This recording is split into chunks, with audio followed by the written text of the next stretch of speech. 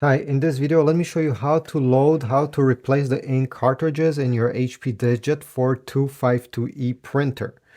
So what you need to do, first of all, make sure that the printer is turned on. Okay, in my case, it's turned on. If not, press the power button. Once it is turned on, you're going to open this lid. So you're going to pull it down. You're going to see there is a second lid. Stick your finger on the top here and pull it towards yourself. Okay. And since the printer is on, the ink cartridges will slide in the middle. Then to remove them, you simply have to put your finger on the top of the cartridge and push it down. And then you can slide it out. Same thing for the color one, put it on the top, push down and slide it out.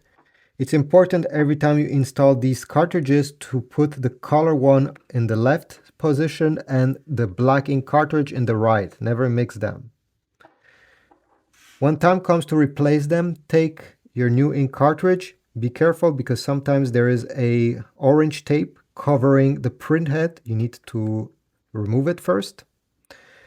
Take the ink cartridge the way I just took it here, and you're going to glide it in the appropriate spot.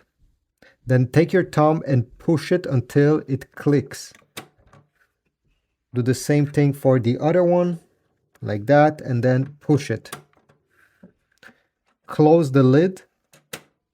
And now wait around 20 seconds. You're going to hear the printer moving those ink cartridges left and right, and afterwards you'll be able to print.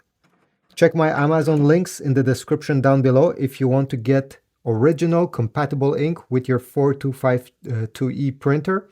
I also put links towards paper and other things. So check them out, subscribe, like, and I'll see you in the next video.